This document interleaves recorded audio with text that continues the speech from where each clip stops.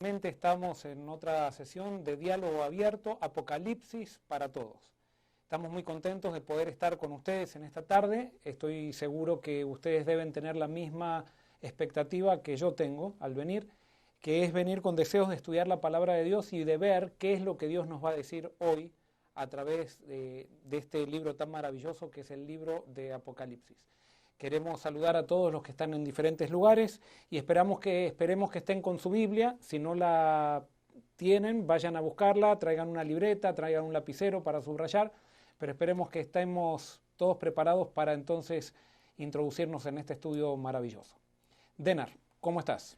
Estoy muy bien, un gusto en saludarlos a todos ustedes. Gracias por acompañarnos en este día y esperamos que hoy día también sea un día muy bendecido con este estudio. Bueno, estamos escuchando la voz de Denar, tendría que salir la imagen también, hoy va a salir la imagen también, pero parece que todavía técnicamente no... Estamos trabajando en la imagen.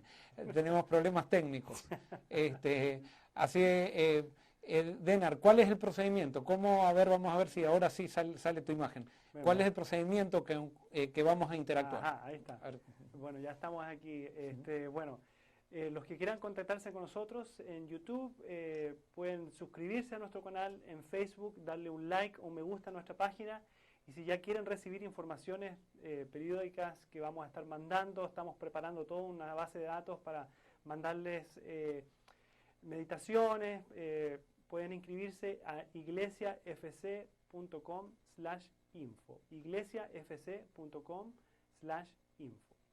Sí, esto va a ser un poquito lento, pero estamos trabajando en esto. Ya tuvimos una junta los otros días, hay gente que está trabajando en la base de datos para que ustedes puedan tener regularmente meditaciones y diferentes tipos de anuncios de las cosas que estamos haciendo, y nos gustaría también incluso nosotros enterarnos de lo que ustedes hacen.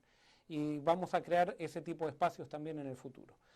Muy bien, estamos listos. No sé, Denar, si hay algo más para anunciar, pero si no, ya empezamos porque creo que estamos ansiosos por estudiar la palabra de Dios. Sí, estamos listos ya, Pastor, y ya estamos conectados en YouTube, estamos en Facebook viendo las preguntas que ustedes tengan, así que comenzamos. Vamos a tener una palabra de oración. Querido Señor, gracias porque podemos estar otra vez reunidos. Te pedimos que tu Santo Espíritu nos ilumine, que te manifiestes, Señor, en los diferentes lados, en los diferentes lugares donde está la gente reunida para estudiar tu palabra. Señor, yo traigo algunas cosas para presentar, pero si hay algo nuevo que va a surgir por medio del estudio, por medio de las preguntas, te pedimos, Señor, que lo hagas surgir y podamos aprender cada día un poco más de quién eres tú y cuál es tu plan para nosotros. Gracias, Señor, por contestar esta oración, porque la pedimos sin merecerlo, en el nombre de Jesús. Amén. Muy bien, vamos a hacer entonces un pequeño repaso. Nosotros estamos en los primeros 3 capítulos del Apocalipsis, que es la primera profecía. Nosotros dijimos que el Apocalipsis está dividido o está compuesto de 7 profecías, y ahora estamos analizando la primera profecía. El libro de Apocalipsis comienza con un problema. ¿Cuál es el problema? Me gustaría preguntarle a ustedes, pero como ustedes no me pueden contestar, entonces voy a contestar yo. ¿Cuál es el problema? Jesús quiere venir y quiere venir pronto, pero él se da cuenta que su pueblo no está preparado. Entonces, la primera profecía es una profecía en la cual Jesús se revela a su pueblo, a su iglesia, y entonces les da un mensaje de arrepentimiento. Nosotros vimos que la primera profecía está compuesta de un mensaje a 7 iglesias que tienen ciertas características que representan a los cristianos de todas las épocas, y especialmente a los cristianos que hoy están conviviendo, que están conviviendo en las diferentes iglesias. Pero pudimos también, no lo analizamos mucho, pero pudimos darnos cuenta que el principal problema del cristianismo actual, el principal problema posiblemente sea el orgullo. Entonces, la iglesia de la Odisea es la iglesia que tiene ese problema más arraigado, y es una iglesia que no se da cuenta de que tiene un problema y que ella se considera que es la mejor. Pero Dios también le hace un llamado al arrepentimiento a esta iglesia.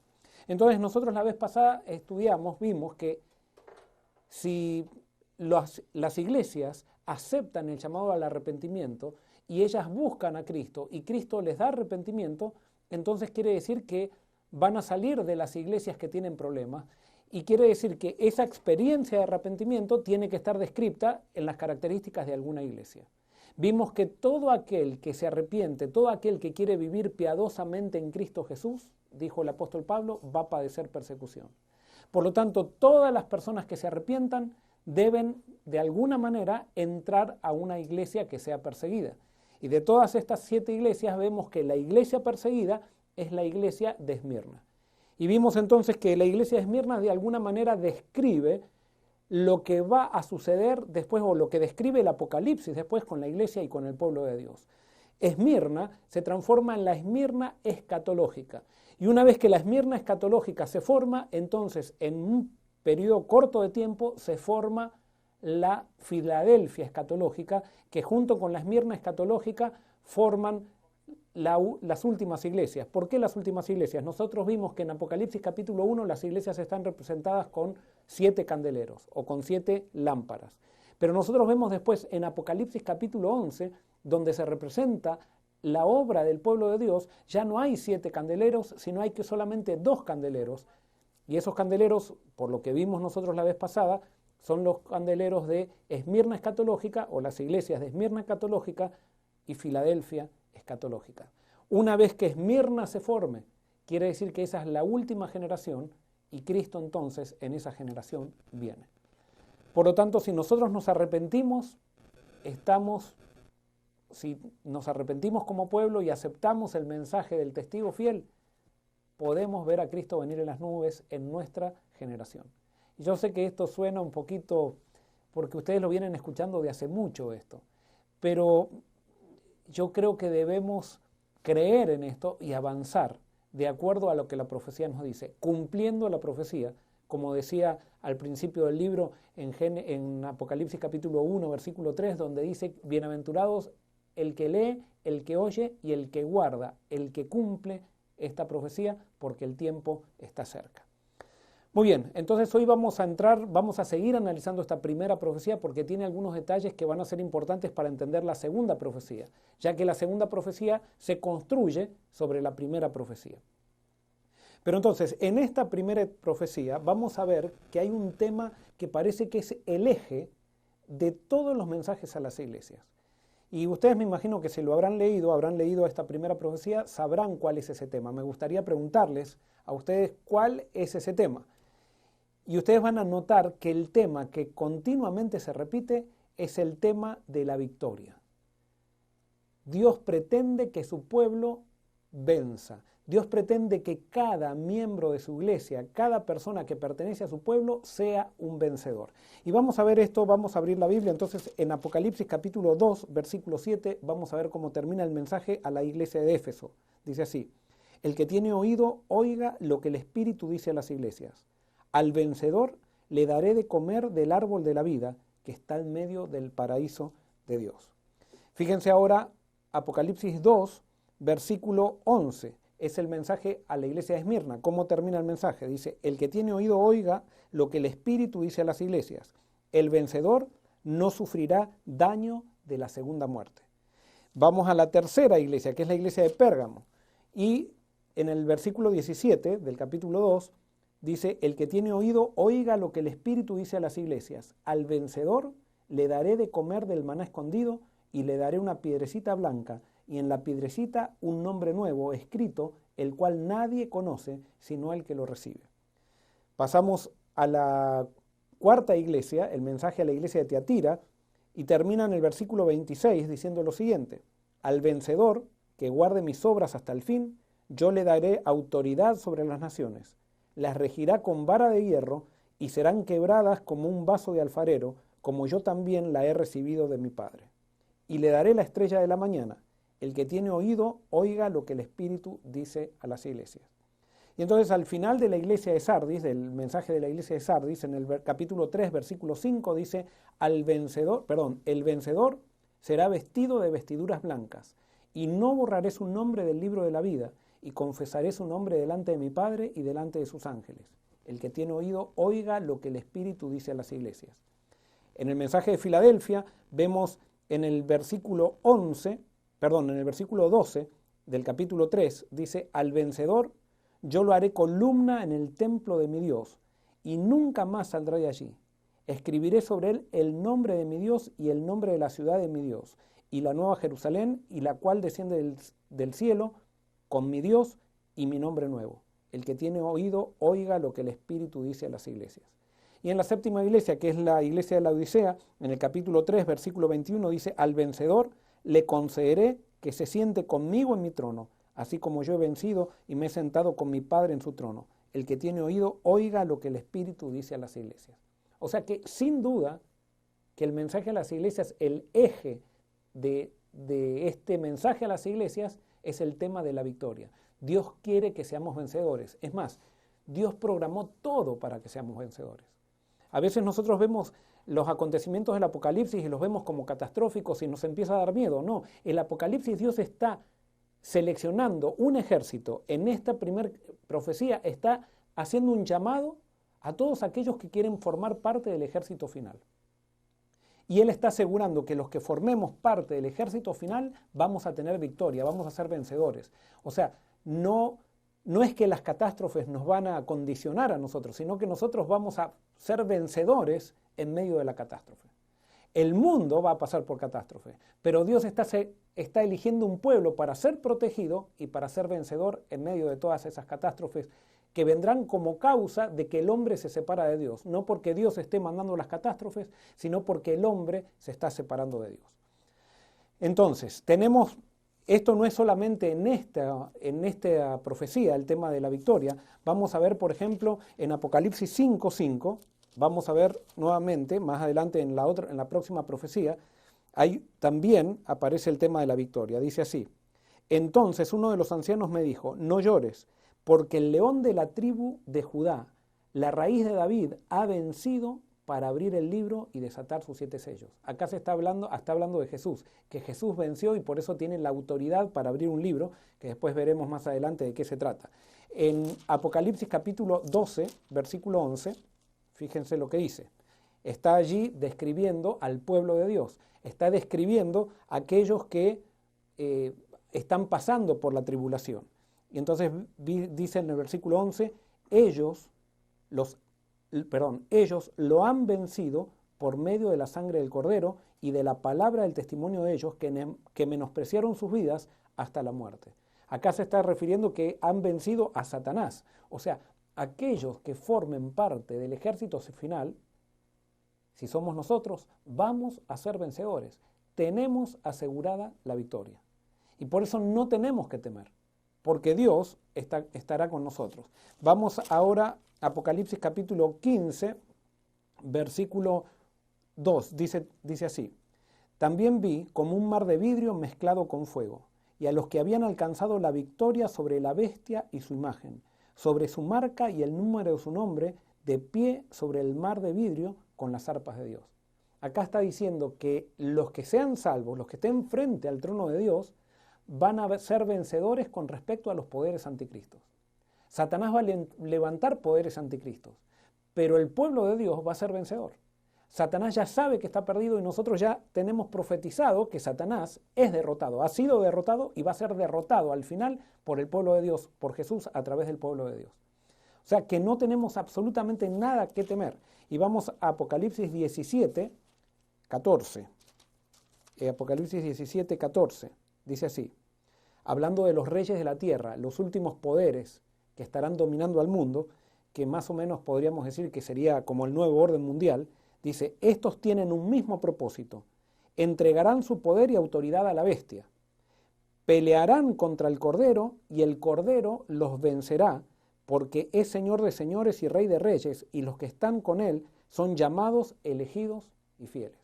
Nuevamente el Cordero vence al nuevo orden mundial que se formará a raíz de que Satanás, a través de ese nuevo orden mundial, lo que pretende es destruir al pueblo de Dios. Pero el pueblo de Dios sale vencedor. Y vamos a Apocalipsis capítulo 21, versículos 7 y 8. Dice así, esto ya estamos entrando al epílogo o a la conclusión del Apocalipsis. Dice así, el vencedor heredará todas las cosas, y yo seré su Dios y él será mi hijo. Y escuchen bien ahora. Pero los cobardes e incrédulos, los abominables y homicidas, los fornicarios y hechiceros, los idólatras y todos los mentirosos tendrán su parte en el lago que arde con fuego y azufre, que es la muerte segunda. Nuevamente acá termina el epílogo de Apocalipsis diciendo que los que venzan van a ser los únicos que heredarán todas las cosas. Pero entonces eso lo compara primero con la primera característica, dice, pero los cobardes no. Ellos no podrán entrar al nuevo sistema de Dios, al sistema de justicia inaugurado por ese nuevo orden que sí Dios va a poner. ¿Y por qué los cobardes? Los cobardes, de acuerdo a lo que vemos en Apocalipsis, la cobardía se genera por un grupo de gente, de cristianos, que no desean ser perseguidos.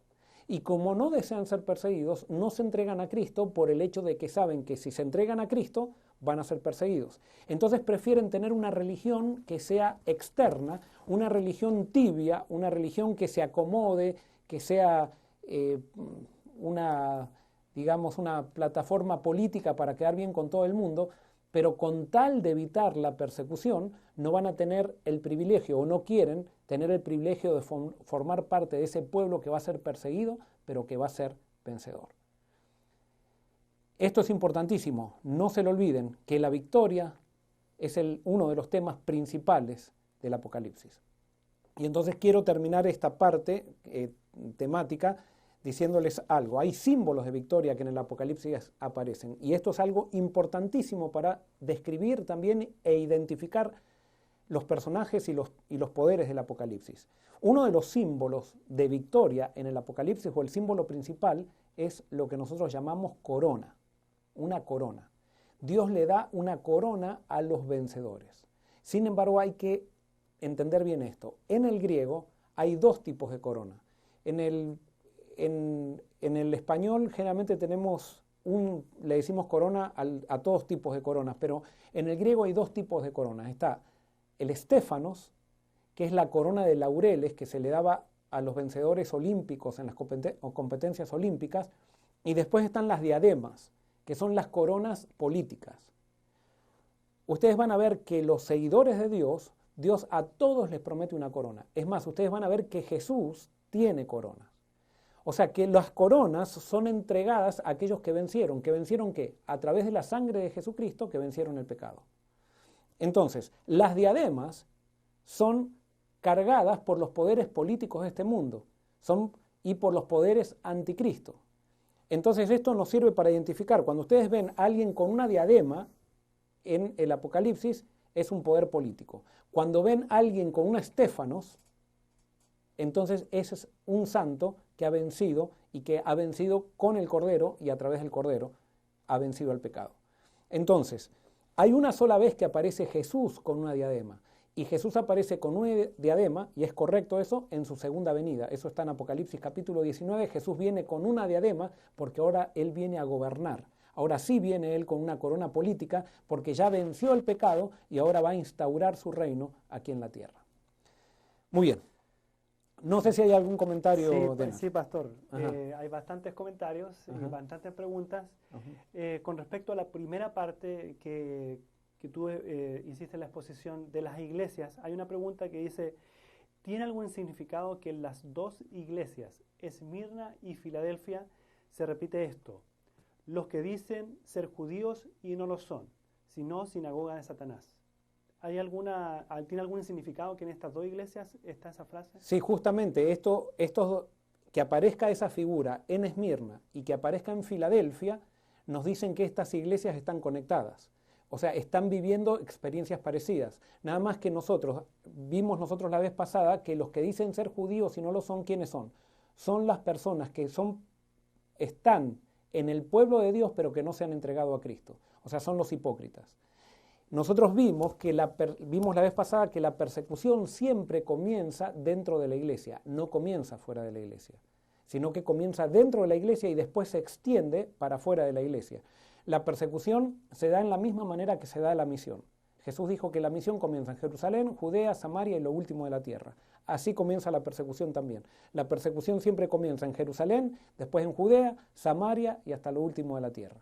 Entonces, los judíos que no lo son comienzan la persecución dentro de la iglesia cuando la iglesia se reaviva, y de alguna manera eso provoca el zarandeo, que eso lo vamos a ver un poco la próxima profecía, pero eso provoca el zarandeo. Después, esos judíos que dicen ser judíos y no lo son, que son incluso los laodicenses, porque los laodicenses se piensan que están con Dios cuando son miserables, pobres, ciegos y desnudos y están totalmente lejos de Cristo. Ellos están convencidos que al perseguir a estas personas que se reavivan, están siguiendo la voluntad de Dios. Son una especie de Saulos de Tarso que perseguían a los cristianos, él perseguía a los cristianos pensando que estaba haciendo la voluntad de Dios. Jesús profetizó que al final iba a haber gente que iba a tratar de matarnos en el nombre de Dios, o sea, totalmente engañados. Estos judíos que no lo son aparecen en Esmirna persiguiendo y pareciera que tuvieran poder porque influyen para mandar a los santos a la cárcel, según lo que da a entender a Esmirna.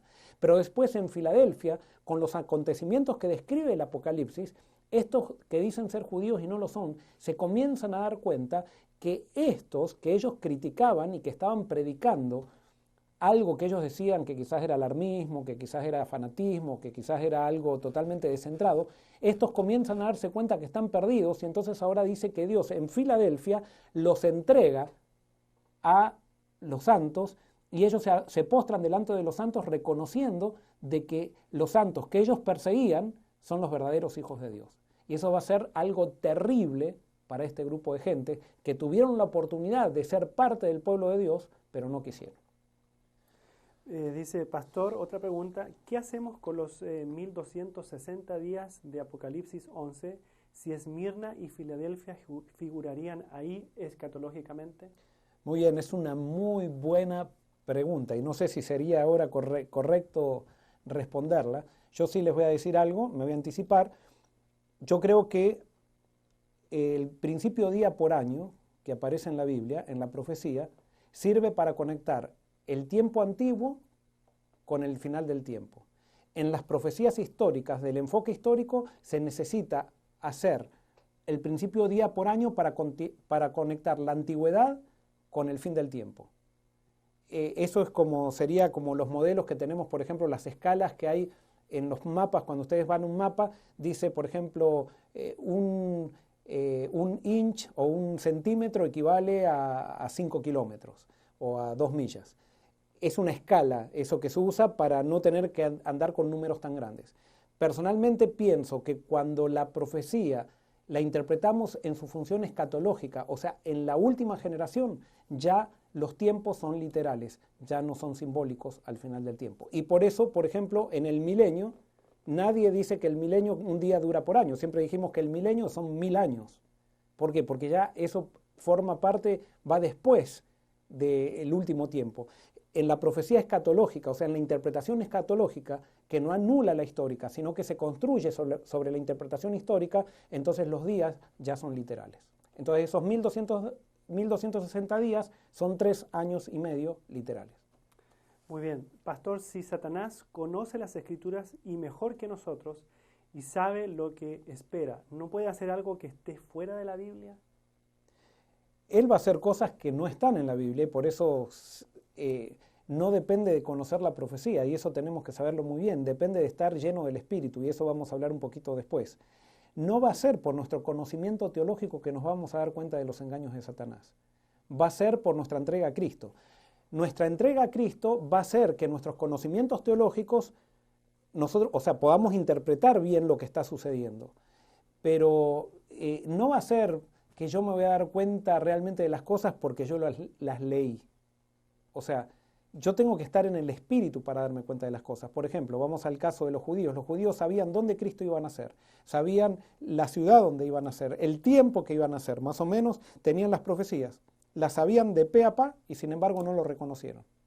Bueno, lo mismo puede pasar con el cumplimiento de la profecía del Apocalipsis. Es más, quizás yo esté equivocado, cada uno tendrá que ver si uno está en lo correcto o está equivocado, pero posiblemente haya alguien ahora que se esté burlando, que esté mirando esto y se esté burlando de lo que estoy diciendo. Bueno, esa persona está corriendo su riesgo, yo estoy corriendo el mío. Y cada uno tendrá que ver si es dirigido por Dios o no. Cada uno tendrá que correr su riesgo y por eso es por fe. Ahora, quiero decirles algo, y esto no quiere decir que por eso yo estoy... Hoy me llamó una persona que yo no había hablado de esto, y me llamó la atención porque yo llegué a estas conclusiones estudiando la Biblia por mí mismo. Esto no lo saqué de ningún libro, lo que estoy ahora compartiendo con ustedes. Sin embargo, esta persona me contaba sus conclusiones y prácticamente eran las mismas. Y ya me ha pasado eso con mucha gente. Porque Dios, cuando tiene que revelar algo, lo revela a su pueblo, no lo revela a un individuo. Lo va revelando a diferentes personas a la vez para que nos vayamos confirmando por medio del diálogo y vayamos creciendo por medio del diálogo. Muy bien, pastor. ¿Dios sabe quién se va a salvar? ¿Dios sabe quién será vencedor y quién no? Sí, Dios sabe quién se va a salvar y sabe quién va a ser vencedor, pero el hecho que Dios sepa no hace que el hecho que Dios sepa quién es vencedor no hace que esa persona venza. O el hecho que Dios sepa quién no va a ser vencedor no hace que esa persona no venza. La sabiduría de Dios no me condiciona, sino que Dios sabe lo que una persona libremente va a decidir. Así como Dios sabía que Lucifer se iba a apartar de él, sin embargo, no fue que Dios lo hizo apartar y no fue porque Dios sabía que Lucifer se apartó, sino que fue justamente porque Lucifer quiso, y de eso se trata el juicio final, de demostrar que si hubo mal fue porque las personas que eligieron el mal lo eligieron libremente y quisieron perderse. De eso se trata el juicio final. Entonces, el hecho que Dios sepa que alguien va a vencer no quiere decir que por eso esa persona vence, sino que Dios sabe lo que una persona va a decidir. Pastor, hay hermanos que dicen que estamos en la etapa de la Odisea y otros que aún no lleguemos a representar esa iglesia. A la luz de la Biblia, ¿cómo sería esto? Bueno, ustedes están estudiando y yo ya no les tengo que decir. Ustedes pueden ver y analizar y sacar sus conclusiones. Yo te diría, no entres en discusiones con el hermano que dice que no estamos todavía en la Odisea. Pregúntale por qué y bueno, y entonces ahí quizás hay algo que tú no sepas o que nosotros no sepamos, y siempre el diálogo es bueno, siempre la investigación es buena. Entonces nosotros no nos podemos ahora cerrar con una interpretación y sería lo peor, si hay algo que sería lo peor que harías o que haríamos, pero ahora en este momento que estoy dando yo esta interpretación, que ustedes después cuando discutan con alguien digan, pero el pastor Barrios dijo esto. No, eso no tiene sentido. O sea, acá hay que ir a la Biblia, no lo que dice el pastor Barrios, ni el pastor Pepe Juárez, ni ningún otro pastor. Acá lo que hay que ver es lo que dice la Biblia. Y si la Biblia sustenta lo que decimos, entonces perfecto. Y si la Biblia no lo sustenta, por más que lo diga quien lo diga, no hay que hacerle caso. Pastor, ¿qué significado tiene en Apocalipsis 11:7 que vamos a morir? Y en 11:9, ¿qué significa que vamos a estar muertos por 3 días y medio? Muy bien, cuando lleguemos a Apocalipsis 11, vamos a ver qué nos dice Dios cuando analicemos eso. Espero que podamos llegar, pero vamos a analizar eso. Bueno, podemos seguir entonces adelante. Ahí están las preguntas que habían hasta el momento. Muy bien, entonces nosotros hoy, vamos a analizar un poco, vamos a ver la parte práctica de esto. Entonces vimos que Dios quiere que venzamos. Y solamente van a formar parte del pueblo final aquellos que son vencedores. Ahora la pregunta es, ¿cómo es que nosotros vencemos? ¿Cómo es que podemos nosotros llegar a la experiencia de la victoria? El Apocalipsis es muy claro que se vence a través de la sangre de Cristo.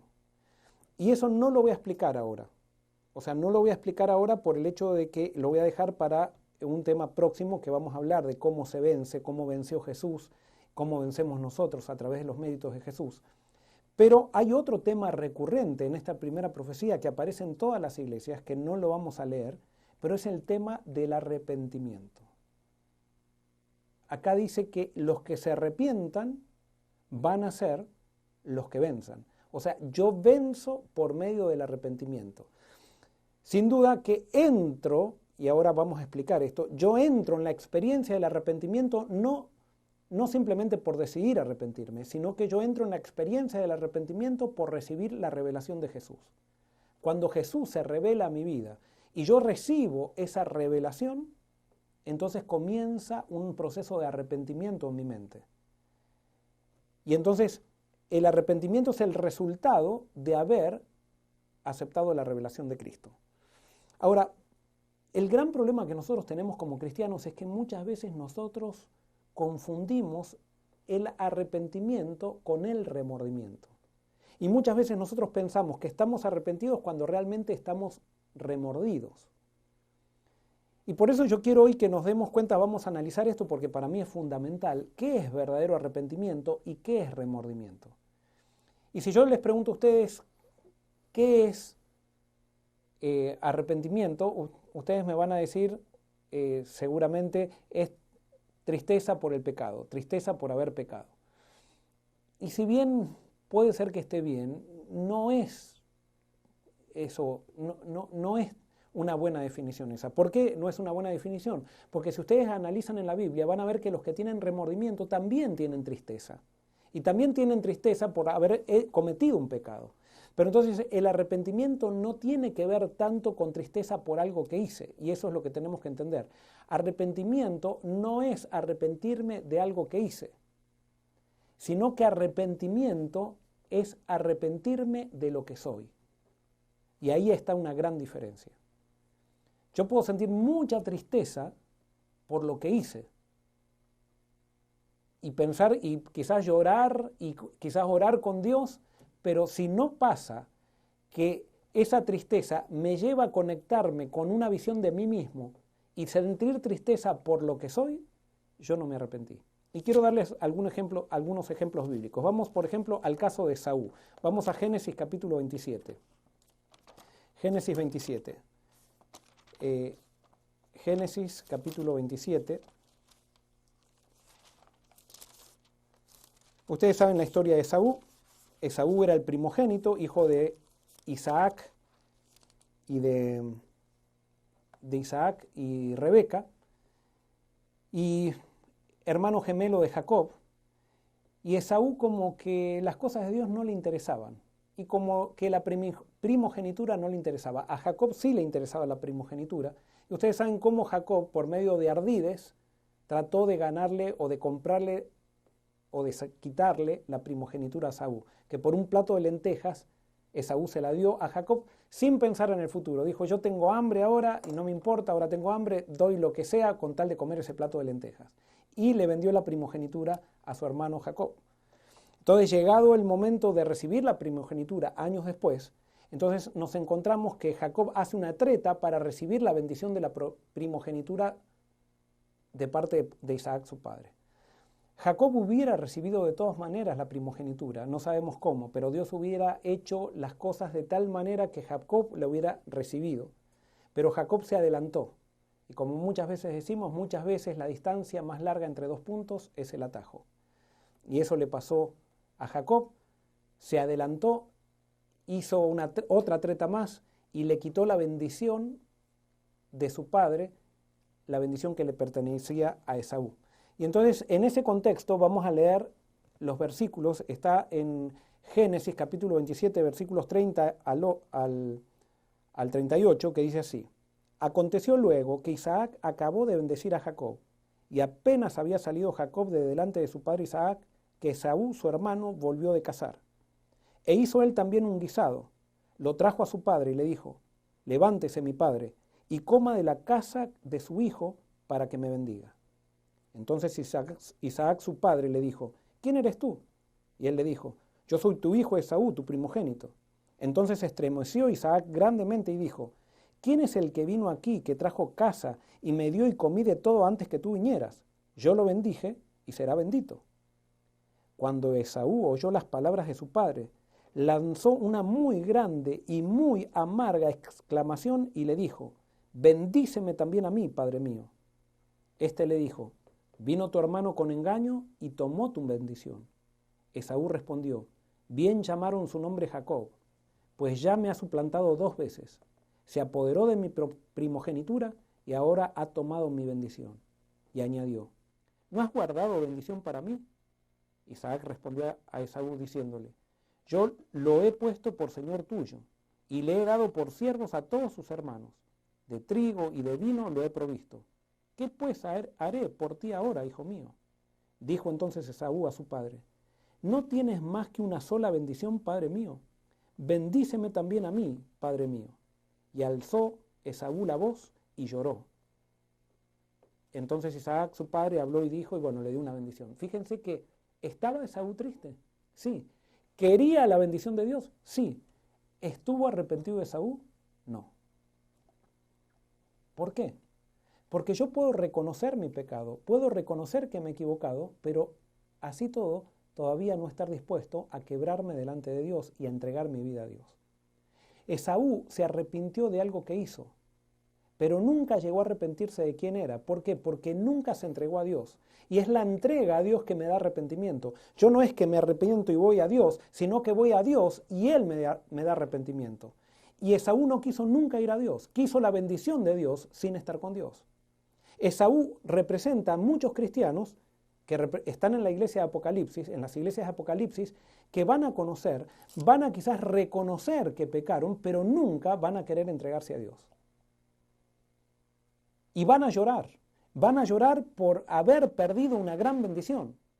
Pero así todo, no se quieren entregar a Dios, no quieren pasar por la puerta estrecha. Vamos a ver otro caso, especialmente el caso de Saúl. Vamos a el primer libro de Samuel, primero de Samuel, capítulo 15, versículos 24 al 30. 15, 24 al 30. Para que ustedes entiendan el contexto, Dios le había dado una orden a Saúl a través de Samuel que cuando vaya contra los amalecitas, que destruya todo lo que veía. Pero Saúl no quiso destruir todo. Y entonces allí cuando termina todo se encuentra con Samuel. Y entonces vamos a ver qué es lo que pasa en capítulo 15, versículos 24 al 30. Dice así: Saúl dijo a Samuel: he pecado, pues he desobedecido el mandamiento de Jehová y tus palabras, porque temí al pueblo y consentí a la voz de ellos. Perdona pues ahora mi pecado. Fíjense que Saúl reconoce que he pecado, pero eso quiere decir que reconocer un pecado no es suficiente. Vuelve conmigo para que adore a Jehová, le dice Saúl a Samuel. Versículo 26. Samuel le responde: no volveré contigo, porque rechazaste la palabra de Jehová, y Jehová te ha rechazado para que no seas rey sobre Israel, respondió Samuel a Saúl. Samuel se volvió para irse, pero Saúl se asió de la punta de su manto, y éste se desgarró. Entonces Samuel le dijo: Jehová ha desgarrado hoy de ti el reino de Israel, y lo ha dado a un prójimo tuyo mejor que tú. Además, el que es la gloria de Israel no mentirá ni se arrepentirá, porque no es hombre para que se arrepienta. Fíjense lo que responde Saúl: yo he pecado, pero te ruego que me honres delante de los ancianos de mi pueblo y delante de Israel, y que vuelvas conmigo para que adore a Jehová tu Dios, dijo Saúl. Y Saúl reconoció que pecó. 2 veces lo reconoció. Pero si ahí nosotros vemos algo que muestra que Saúl estaba con remordimiento, pero no tenía arrepentimiento. Porque ¿qué era lo que le interesaba a Saúl? A Saúl lo que le interesaba era no quedar mal con el pueblo. Y por eso dice: está bien, reconozco. Si tengo que reconocer, reconozco. Pero ven conmigo para que la gente no piense de que tú ya no estás conmigo. Él no quería que la gente piense que él había perdido poder. En otras palabras, Saúl se convirtió en un político. Y alguien puede decir: pero Dios parece un poquito rudo acá, porque le dice, de repente se equivoca una vez y le dice: desgarré ya tu reino. Las profecías de Dios son siempre condicionales y los castigos de Dios son condicionales. Saúl tuvo la oportunidad de decir: está bien, me equivoqué, yo quiero buscar a Dios, ya no me interesa volver a que me honren, no me interesa, quiero saber cómo yo enmiendo esto, cómo yo puedo solucionar esto. Pero a Saúl no le interesaba eso, estaba demasiado apurado por seguir creciendo en su imagen de buen rey, por cuidar su imagen. Reconoció, remordimiento, se dio cuenta que había hecho algo mal, pero nunca se entregó a Dios. Vamos más adelante, primero de Samuel 24, 16 al 22. Primero de Samuel 24, 16 al 22. Primero de Samuel 24, 16 al 22. Acá encontramos otra cosa. Está Saúl ya persiguiendo a David. ¿Por qué lo perseguía a David? Porque le tenía envidia. Y entonces lo persigue y lo quiere matar. Y entonces un día está por el campo y estaba persiguiéndolo. Él no sabía que David andaba por allí. Y a Saúl le da ganas de ir al baño. Y entonces, como cualquier persona que le dé ganas de ir al baño, quiere ir a un lugar escondido para que nadie lo vea. Y entonces él se mete en una cueva donde justamente allí estaba escondido David con sus soldados. Y entonces él va al baño y, dice la Biblia, se cubrió los pies. Eso era ir al baño, en esa época se decía así, se cubrió los pies. Y cuando estaba allí sentado, en una roca o no sé dónde, en lo que estaba haciendo ahí, los soldados y David ven que está allí Saúl. Y entonces los soldados de David le dicen a David, este es el momento de matar a tu enemigo. Y David dice, nunca yo haga eso. Entonces David agarró y le cortó un pedazo del manto a Saúl para que Saúl sepa que él había estado allí. Saúl no se dio cuenta. Saúl terminó y sale, y entonces vamos a ver lo que dice entonces Primera de Samuel 24, 16 al 22. Dice, aconteció que cuando David acabó de decir estas palabras a Saúl, este exclamó, acá me equivoco, para que ustedes entiendan, David, cuando él sale de la cueva, David lo llama a él y le dice, Saúl, ¿por qué me persigues? ¿Por qué me estás persiguiendo? Entonces, ahora sí, versículo 16. Aconteció que cuando David acabó de decir estas palabras a Saúl, este exclamó, ¿no es esta la voz de David, hijo mío? Alzando su voz, Saúl rompió a llorar y dijo a David, más justo eres tú que yo, que me has pagado con bien, habiéndote yo pagado con mal. Hoy me has mostrado tu bondad, pues Jehová me ha entregado en tus manos y no me has dado muerte. Porque ¿quién encuentra a su enemigo y lo deja ir sano y salvo? Jehová te pague con bien lo que en este día has hecho conmigo. Ahora tengo por cierto que tú has de reinar, y que el reino de Israel se mantendrá firme y estable en tus manos. Ahora pues, júrame por Jehová que no destruirás mi descendencia después de mí, ni borrarás mi nombre de la casa de mi padre. Así lo juró David a Saúl. Después se fue Saúl a su casa, mientras David y sus hombres subían al lugar fuerte. Fíjense que Saúl reconoció su pecado, como que quiso abrazar a David, o sea, reconoció que David incluso tenía una actitud mejor que él. Es más, profetizó que David iba a ser su sucesor. Y sin embargo, a pesar de que reconoció, no estaba arrepentido. No estuvo arrepentido. ¿Y cómo sabemos que no estuvo arrepentido? Porque siguió haciendo lo mismo después. O sea, siguió persiguiendo a David y no buscó a Dios, porque ese es el problema. No buscó a Dios para quebrantarse delante de Dios y decirle, quítame la envidia que siento por David. ¿Y qué hubiera hecho Dios si Saúl se hubiera entregado? Dios lo único que hubiera hecho, me parece, conociéndolo a Dios, fíjense que Dios no lo dejó reinar a David porque rápido cuando lo desechó a Saúl, porque Dios le estaba dando tiempo de gracia a Saúl. Es más, lo más probable es que si Saúl se arrepentía, lo único que hubiera pasado es que Saúl hubiera muerto de viejo o hubiera muerto de alguna manera natural y David le hubiera sucedido en vez de Jonatán. Pero Saúl no quería que David lo sucediera, quería que sea su familia, quería su nombre, quería ser él el centro. No estaba arrepentido, tenía remordimiento.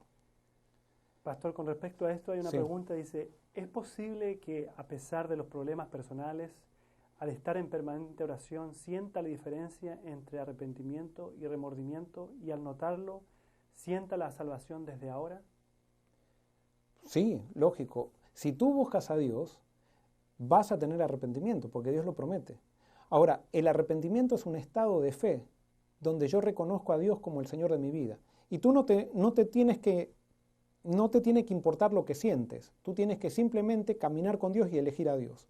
Lo que sí, en la medida que tú te acerques a Dios, vas a ir viéndote a ti mismo cada vez más deficiente. Dios es tan santo y nosotros somos tan pecadores que mientras más cerca de Dios estamos, más pecadores nos vemos. Entonces, ¿qué es lo que hace el arrepentimiento? Lo que hace el arrepentimiento es pulverizar mi orgullo, y cuando yo tengo mi orgullo pulverizado, cada vez estoy más cerca de Dios, cada vez estoy más cerca de Dios. Entonces, recuerden, y esto es algo importantísimo, el arrepentimiento no viene antes del perdón, el arrepentimiento viene después del perdón. A nosotros siempre nos enseñaron que el arrepentimiento, yo me tengo que arrepentir para que Dios me perdone. No, Dios me perdona y me da el arrepentimiento con el perdón. Yo primero busco a Dios, aunque no sienta nada, lo busco a Dios, le entrego mi vida, lo pongo en primer lugar en mi vida, por más que no sienta nada, y Dios comienza a darme arrepentimiento, el sentimiento de arrepentimiento. Dios comienza a darme una visión de mí mismo, comienza a pulverizar mi orgullo a través de la revelación de Jesucristo, y eso hace que yo cada vez viva más cerca de Jesús. ¿Se entiende? Pastor, una pregunta dice, ¿cómo se interpreta en la historia de Éxodo cuando dice que Dios endureció el corazón del faraón? Y Pablo en la carta a los romanos dice que Dios al que quiere endurece. Bueno, eso nosotros vemos que en la Biblia, eso es una pregunta que sale prácticamente casi todas las sesiones que tenemos. en la Biblia Dios aparece haciendo lo que permite. Ese es el pensamiento hebreo. Pero sí, podríamos decir que Dios endurece el corazón de alguien cuando le da la oportunidad le da una revelación de su amor y esa persona se endurece. Entonces, cuando Dios da una revelación de sí mismo, nosotros tenemos dos alternativas. O aceptamos esa revelación y nos ablandamos, o decimos que no a esa revelación y nos endurecemos. Entonces, de alguna manera, la revelación de Dios nos endurece, pero no es la revelación de Dios que nos endurece, sino que es nuestra respuesta a la revelación de Dios, que produce si es negativa, produce un endurecimiento en nosotros. Quiero seguir con esto de terminar con Saúl, sí. Y entonces ahí seguimos con las preguntas. En 1 Samuel, capítulo 26, versículos 21 al 25, nuevamente Saúl sigue persiguiendo a David, a pesar de que lo reconoce. Esto lo vemos mucho en las iglesias, personas que se levantan un fin de año. Vieron que en los fines de año siempre hay gente que se levanta y dice, yo quiero pedirle perdón si hay alguien ofendido, y se hacen muy los humildes diciendo, y eso es una falsedad. Eso. Tú tienes que pedir perdón, tienes que pedir por algo específico perdón. No, si he ofendido a alguien quiero que me perdone. Eso es una hipocresía, eso. Tú tienes que pedirle perdón al que le faltaste el respeto, al quien hablaste mal, y decir, por esto te pido perdón. Pero así, pedir perdones generales no sirve. Bueno, Saúl reconocía, cuando veía que David le había perdonado la vida, reconocía, pero después se le endurecía de vuelta el corazón porque no quería entrar a la presencia de Dios para que Dios lo transforme. Y entonces vemos en el capítulo 26, versículos 21 al 25, 26, 21 al 25, nuevamente Saúl estaba en un valle, estaba con su lanza y su vasija durmiendo, y entonces viene David y ve que Saúl está durmiendo con todos sus soldados en el valle. Y David baja al campamento de Saúl y le quita la lanza y la vasija de al lado de donde él estaba durmiendo. ¿Qué seguridad tenía David de la protección de Dios? Que se metió en medio del campo de enemigo para simplemente mostrarle a Saúl que él lo amaba, que Saúl lo podía perseguir a David, pero David nunca lo iba a perseguir a Saúl. Eso es una lección que está en el Apocalipsis. En el Apocalipsis el pueblo de Dios siempre es perseguido, pero nunca persigue a nadie. Y por eso si tú estás persiguiendo, estás eligiendo de qué lado quieres estar. Entonces, en ese contexto, vamos a ver lo que le dice, el diálogo que tiene en el versículo 21, lo que dice Saúl cuando David le muestra, se para y le dice, yo tengo acá tu lanza, te podría haber matado. Fíjense lo que dice el versículo 21. Entonces dijo Saúl, he pecado, vuelve David, hijo mío, que ya no te haré ningún mal, porque mi vida ha sido estimada preciosa hoy a tus ojos. He obrado neciamente, he cometido un gran error. David respondió, aquí está la lanza del rey, pase acá uno de los criados y tómela. Que Jehová pague a cada uno según su justicia y su lealtad, pues Jehová te había entregado hoy en mis manos, pero yo no quise extender mi mano contra el ungido de Jehová. Yo, si hubiera sido David, soy un poco ingenuo y me lo hubiera creído, que con la confesión nomás del pecado ya Saúl se hubiera arrepentido. No, David ahora ya se está dando cuenta y dice, no, tú no vengas a buscar la lanza, manda un criado tuyo que venga a buscar la lanza. David ya se había dado cuenta que Saúl lo único que tenía era remordimiento. Y que Saúl, por más que reconociera, el reconocer, yo puedo estar triste, puedo reconocer, pero eso no quiere decir que estoy arrepentido. Eso es remordimiento. Nosotros naturalmente, el ser humano puede producir remordimiento, pero nosotros naturalmente no podemos producir arrepentimiento. Yo no puedo decir, ahora me voy a arrepentir. No, yo tengo que decir, ahora busco a Dios. Y cuando estoy en la presencia de Dios, Dios me regala el arrepentimiento. El remordimiento piensa así, yo me sentía tan bien antes de hacer esto y ahora me siento tan mal porque hice esto. En otras palabras, el remordimiento dice, ay, me equivoqué, no tendría que haber hecho esto, pero está más triste por lo que hizo. O sea, está triste porque lo que hizo le trajo malas consecuencias. Es egoísta el remordimiento, es lo único que podemos producir nosotros. Todos nosotros producimos remordimiento, pero no arrepentimiento.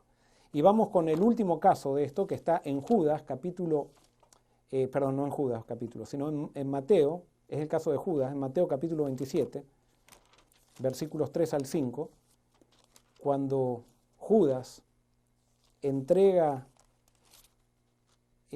a Jesús,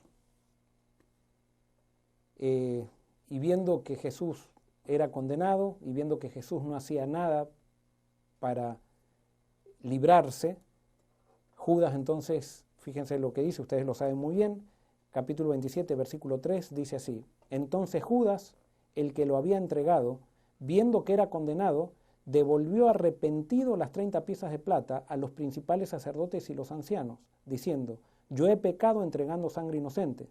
Pero ellos dijeron: ¿qué nos importa a nosotros? Allá tú.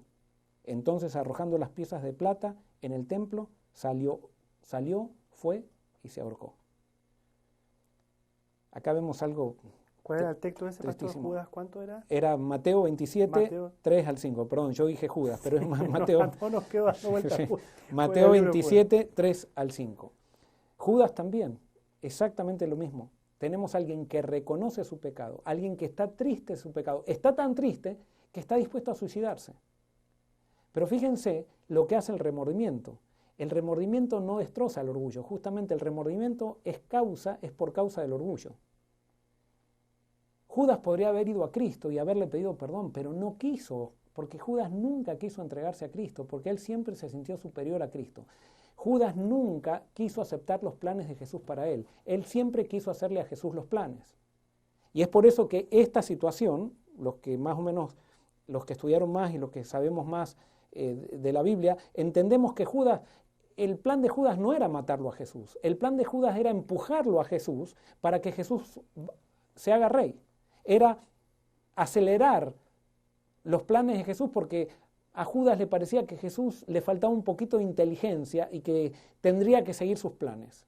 Es lo mismo que te pasa a ti y a mí cuando discutimos con Dios, cuando hay cosas que nos pasan en la vida y que nosotros decimos, no, pero esto no tendría que haber sido así. Y la Biblia dice que cuando nosotros estamos con Dios, Dios todo lo que permite es para nuestro bien. Es más, nosotros muchas veces oramos a Dios para que Él acepte nuestros planes en vez de pedirle a Dios que nos cambie nuestros planes para nosotros entrar en los planes de Él.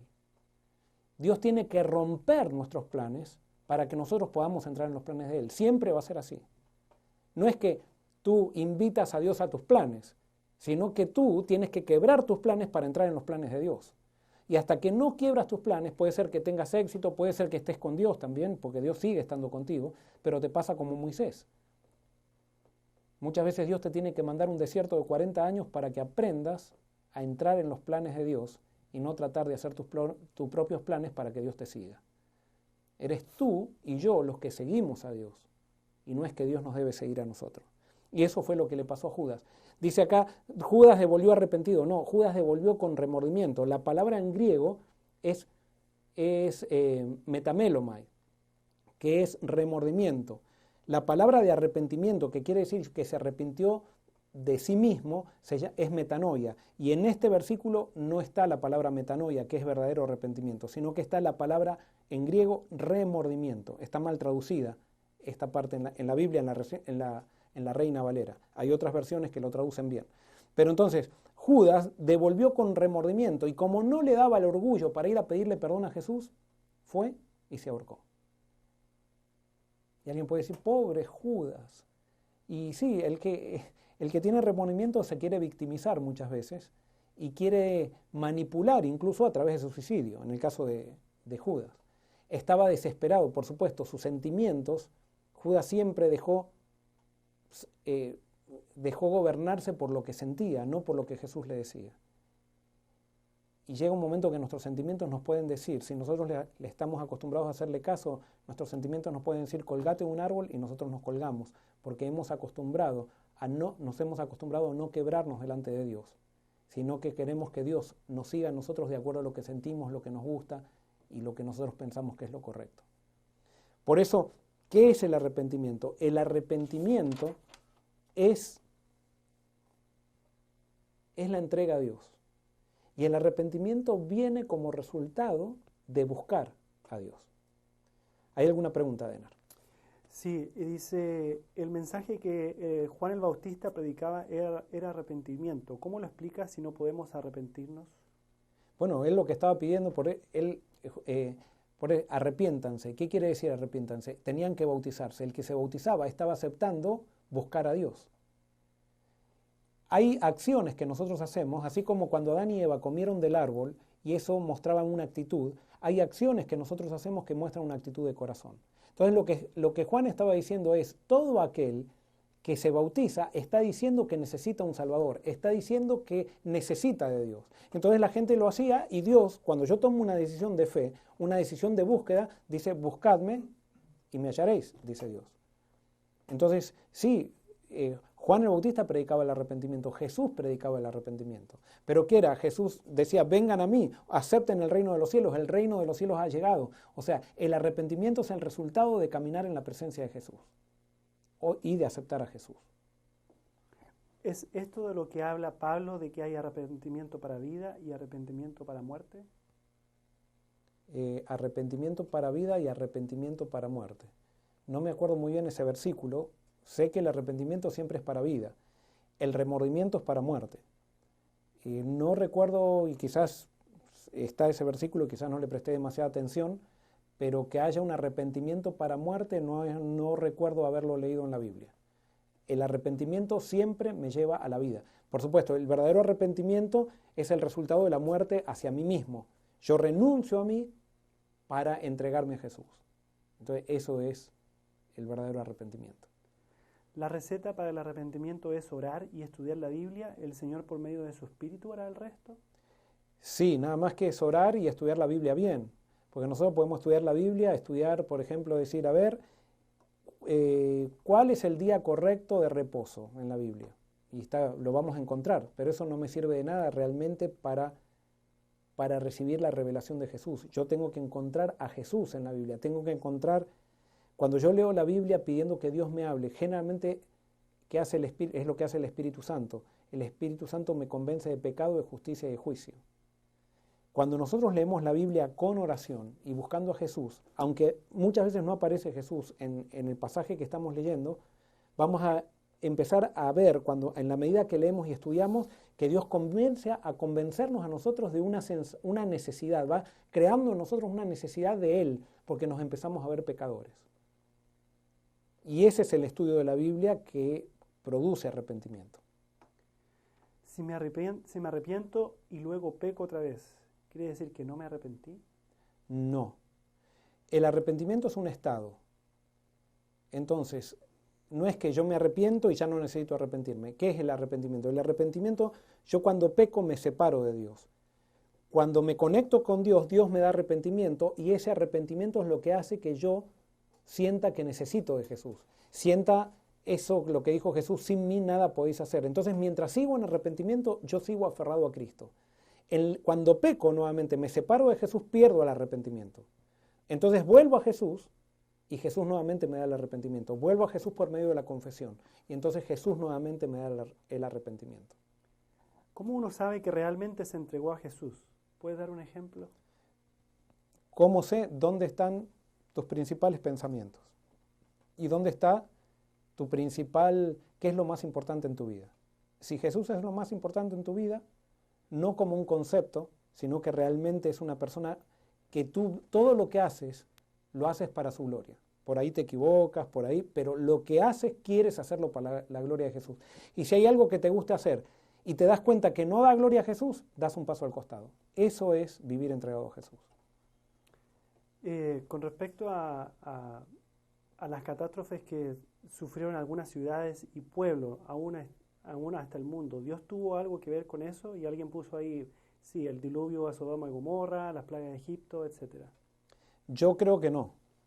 Yo creo que esas son las consecuencias de las decisiones del hombre, que cuando el hombre saca a Dios de su entorno, porque Dios tiene ciertas características. La Biblia dice que Dios sustenta la naturaleza. O sea, Jesús dijo que no hay un gorrión que no se muera, que Dios no lo sepa. O sea, todo está sustentado por Dios. Es un concepto demasiado grande para nuestra mente. Entonces, todo está sustentado por Dios. Entonces, cuando hay personas que dicen, yo no quiero que Dios esté, yo no quiero que Dios esté, y como Dios a cada uno de nosotros nos dio dominio sobre algo, por ejemplo, yo soy padre de mis hijos, Dios me dio, no que soy dueño de mis hijos, pero me dio para que yo los guíe a mis hijos, para que ellos estén bajo mi influencia. Si yo le digo a Dios que yo no quiero estar con Él, Dios se separa por causa de mi decisión, y todos los que están a mi entorno de alguna manera, también sufren esa separación de Dios. En el caso, por ejemplo, del diluvio, en el caso de Sodoma y Gomorra, Dios se separa de esa región que está sustentada por Él, la naturaleza, y cuando Dios se separa, entonces la naturaleza implosiona sobre sí misma. Y al implosionar sobre sí misma, implosiona sobre los que están sobre esa naturaleza, que es el ser humano, que Dios nos dio para enseñorear este mundo, ¿no? Pastor, ¿tenemos que pensar que en determinado momento la Odisea se divide y algunos salen y formarán Esmirna? Si es así, ¿cómo se explicaría las palabras de Jesús cuando dice que al final del tiempo el trigo y la cizaña estarán juntos y un ángel separa la cizaña y se tira afuera quedando el trigo? Claro, y es muy buena pregunta esto. Lo que pasa es que acá salir de la Odisea, ¿qué es la Odisea? La Odisea no es una institución, la Odisea es un espíritu, no es una institución. No es que yo digo, supónganse, la iglesia de los, a ver, no lo voy a poner ni, bueno, vamos a poner, la iglesia adventista, supónganse, es la Odisea. ¿Me tengo que salir de la iglesia adventista? No, tú tienes que cambiar la actitud. Y cuando cambias la actitud, tú saliste de la Odisea. ¿Cómo cambias la actitud? Arrepintiéndote. Entonces, ¿cómo Dios va a purificar a su pueblo? Bueno, la próxima profecía explica cuál va a ser el método que Dios va a purificar a su pueblo. Tú no purificas al pueblo. No soy yo el que purifico, sino es que es Dios el que purifica a su pueblo. Lo que yo hago es arrepentirme. O sea, no es que yo me arrepiento, busco a Cristo. Cristo me da el arrepentimiento y supónganse que Denar también buscó a Cristo y Dios le da arrepentimiento. Alex, que está detrás de las cámaras, busca a Cristo y también Dios le da arrepentimiento.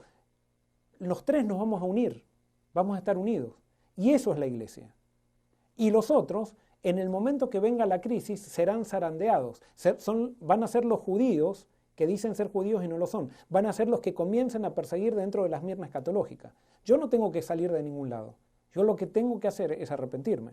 Y cuando me arrepienta, los judíos que no lo son comenzarán a perseguirme. Y entonces, esa persecución irá dividiendo la iglesia entre los perseguidos y los perseguidores. Esa persecución irá pasando de Jerusalén, pasará a Judea, Samaria y hasta lo último de la tierra. Muy bien. Llegó el texto, pastor, sobre el arrepentimiento del que habla Pablo. Está en 2 Corintios 7:10. 2 Corintios 7:10.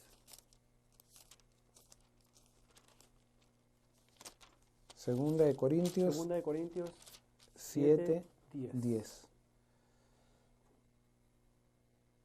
Muy bien, dice así: la tristeza que es según Dios produce arrepentimiento para salvación, de lo cual no hay que arrepentirse, pero la tristeza del mundo produce muerte. Acá no está diciendo que hay un arrepentimiento que produce muerte, sino que hay una tristeza que produce muerte. ¿Cuál es? La del remordimiento, justamente la que estábamos hablando. Y gracias porque esto es el ejemplo exacto. Esaú tuvo tristeza, Saúl tuvo tristeza, Judas tuvo tristeza, pero esa tristeza produjo muerte porque no buscaron a Dios. No fue el resultado de ellos que se arrepintieron de sí mismos, sino que se arrepintieron de algo que hicieron, pero no de lo que eran. Y entonces esa tristeza, que es remordimiento, produce muerte. Y lo vemos específicamente en el caso de Judas, bueno, en los tres casos, ¿no? Ok. Con respecto a estudiar la Biblia, ¿por qué a veces es más claro un capítulo cuando las personas preparadas lo explican? Yo no creo que es cuando las personas preparadas lo explican, sino es cuando hay personas que entienden el mensaje de la Biblia. Yo no sé, o sea, cuando tú entiendes el mensaje de la Biblia, se te hace mucho más fácil explicarlo. Por ejemplo, este es un ejemplo de lo que recién pasó. Yo digo arrepentimiento que produce muerte. La verdad que me parecía que no había un versículo porque el arrepentimiento siempre produce vida. Y si hay un arrepentimiento que produce muerte, puede ser que esté mal traducido, como lo está en Mateo 27:3. Y justamente vamos ahí y ahí vemos que el arrepentimiento verdadero produce salvación, pero la tristeza, hay una tristeza que es la del verdadero arrepentimiento que produce salvación, pero hay una tristeza que no es de arrepentimiento que produce muerte. Es la tristeza del arrepentimiento. ¿Por qué? Uno puede tener, porque uno ya conoce de haber leído la Biblia, y no quiere decir que soy un erudito en la Biblia, que soy un experto, que no necesito leerla más, tengo que aprender muchísimo todavía. Pero entonces al conocer el mensaje de la Biblia, uno conecta enseguida y dice, esto no suena bien, no está muy de acuerdo con el mensaje de la Biblia. Y es por eso que quizás alguien que leyó la Biblia, que conoce el mensaje, que está estudiando la Biblia, puede explicar para motivar, no para enseñarles a ustedes la interpretación de la Biblia, sino para motivarlos a ustedes para ir a la Biblia y que ustedes descubran por sí mismos el mensaje de la Biblia, que es la perla de gran precio. Muy bien, pastor, ¿salir entonces de la Odisea es un estado? Salir de la Odisea es una actitud que me lleva al estado de Esmirna, al arrepentimiento de Esmirna y de Filadelfia.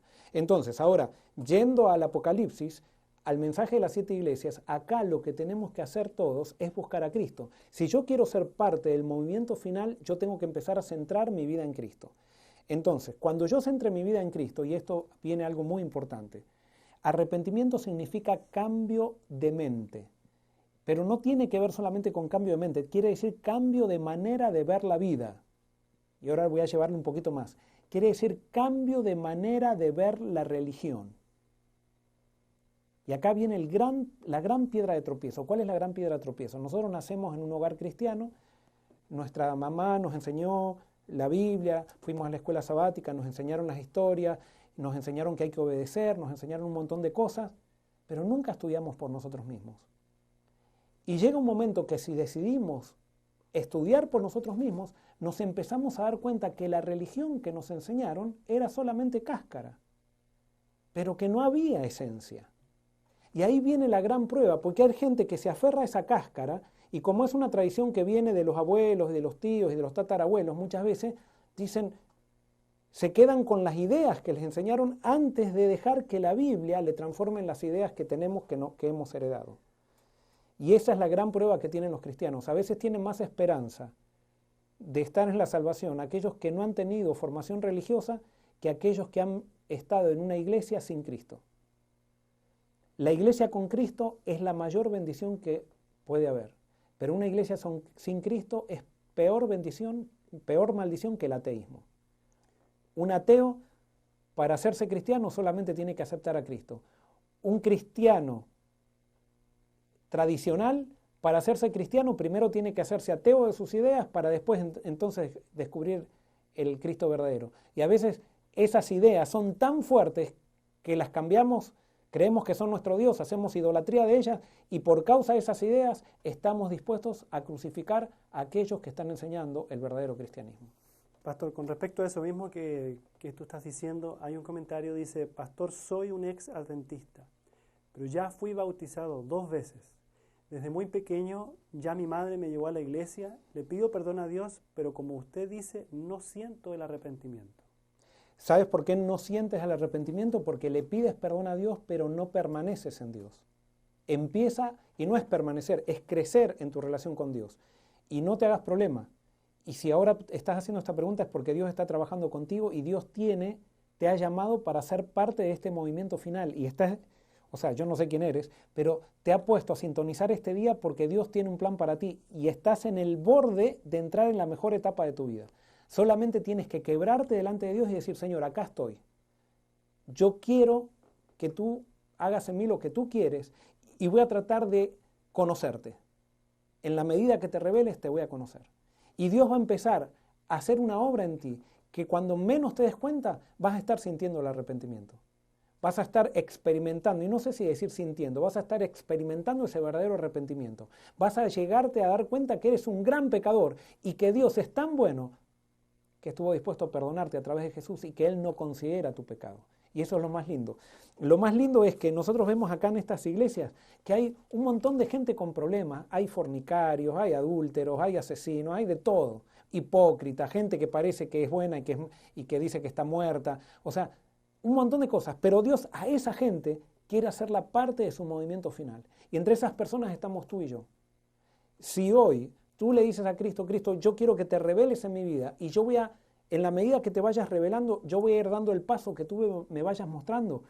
Eso quiere decir, la acción que hagas demuestra que estás arrepentido.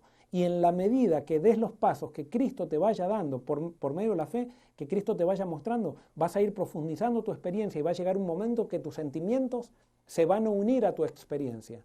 Y vas a empezar a sentir una gran necesidad de Jesús.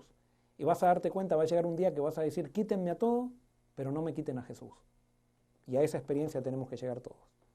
Pastor, ¿el arrepentimiento verdadero también produce tristeza o no? Sí, el arrepentimiento verdadero produce tristeza, pero es diferente. No es tristeza de lo que hice, sino que es tristeza de lo que soy. Y no es una tristeza de desesperación, es una tristeza que al final, si yo persevero en buscar a Dios, trae paz. Es una tristeza que me vacía de mí mismo. Es una tristeza que me prepara para la felicidad. Es una tristeza que me prepara para el gozo. No es una tristeza miserable. La del remordimiento es una tristeza miserable. La del arrepentimiento es una tristeza que me lleva a la paz. Entonces, eso es lo importante. Entonces, fíjense, el principal ejemplo de arrepentimiento nosotros lo tenemos en David en el Salmo 51. Y ahí podemos ver las características del verdadero arrepentimiento. David había sido un adúltero y había sido un asesino y había sido un hipócrita. Y él no quería cambiar, no quería cambiar.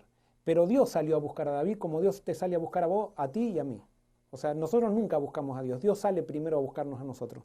Y Dios le manda un profeta a David. Y un profeta con un mensaje pidiéndole a David que se arrepienta. Y David tenía dos alternativas, o matar al profeta, como muchos otros reyes lo hicieron o lo harían en el futuro, o decir, está bien, voy a buscar a Dios. Y David, gracias a Dios, decidió buscar a Dios. Y cuando decidió buscar a Dios, Dios le dio arrepentimiento. Y cuando Dios le dio el arrepentimiento, él hizo una de las oraciones más lindas que están en la Biblia, que están en el Salmo 51, para que ustedes vean cuáles son las características del verdadero arrepentimiento, cuáles son las características de la entrega. Fíjense lo que dice David.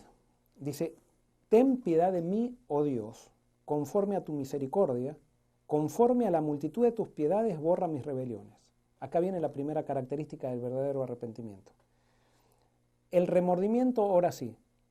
Así diría el que no está verdaderamente arrepentido. Señor, ten piedad de mí porque yo no he sido tan malo. Yo he sido un buen hijo, he dado muchas ofrendas, he dado el diezmo muchas veces, pero está bien, sí, yo me equivoqué, reconozco que me equivoqué, pero no soy tan malo. No, el verdadero arrepentimiento dice, Señor, ten piedad de mí, no porque yo sea bueno, sino conforme a tu misericordia, porque tú eres bueno, ten piedad de mí, porque yo no soy bueno, yo soy malo. Pero porque tú eres bueno, vengo a ti porque yo sé que tú eres bueno. Y yo sé que tú quieres perdonarme, y yo sé que tú eres amor. Yo no soy así, pero tú lo eres. Y es por eso que te pido que tengas piedad de mí y borres mis rebeliones. Y sigue diciendo David, lávame más y más de mi maldad, límpiame de mi pecado, porque yo reconozco mis rebeliones y mi pecado está siempre delante de mí. Acá hay otra cosa, el verdadero arrepentimiento asume responsabilidad. En cambio, el remordimiento diría así, si David no hubiera vuelto a Dios, si hubiera hecho una oración al estilo de Saúl, Judas y eso, hubiera dicho, Señor, está bien, yo pequé, pero si Betsabé no se hubiera estado bañando con las ventanas abiertas, yo no hubiera caído. Yo soy hombre, Señor. Entonces, ella estaba con las ventanas abiertas, ¿qué voy a hacer yo? Así hace el remordimiento. El remordimiento siempre encuentra una justificación y le echa la culpa a otro. En cambio, no, David dice, Señor, no, yo reconozco mis rebeliones, mi pecado está siempre delante de mí. Está bien, Betsabé también tuvo su culpa, pero eso se la tendrá que arreglar ella contigo. Yo soy responsable de esto. Por eso el verdadero arrepentimiento me lleva a la entrega total, no a entregas de conductas, sino la entrega de mi vida. Y entonces dice en el versículo 4, contra ti solo he pecado y he hecho lo malo delante de tus ojos, para que seas reconocido justo en tu palabra y tenido por puro en tu juicio. En maldad he sido formado y en pecado me concibió mi madre. Dice, tú amas la verdad en lo íntimo y en lo secreto me has hecho comprender sabiduría. ¿Por qué? Porque muchas personas que están remordidas saben cómo quieren solucionar su problema de pecado con buenas obras, dando una ofrenda, yendo a un orfanato a dar, pero con tal de no entregarse. Y ustedes van a encontrar un montón de gente con remordimiento que está haciendo obras buenas para tapar su pecado, pero no porque se quieran entregar a Dios, no quieren entregarse a Dios. A Dios lo que le interesa es que tú y yo nos entreguemos.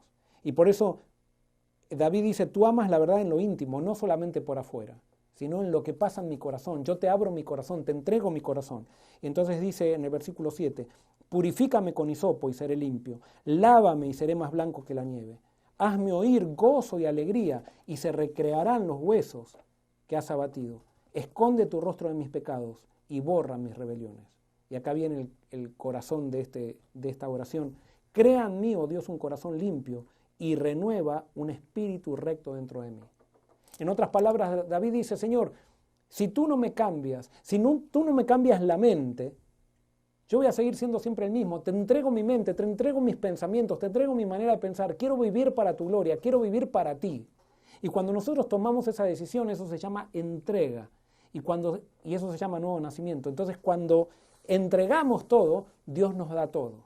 Y ahí se produce la transformación. Eso lo hace el Espíritu Santo. Eso lo hace el Espíritu Santo en mi vida. Y por eso la presencia del Espíritu Santo en nuestra vida es tan, pero tan importante.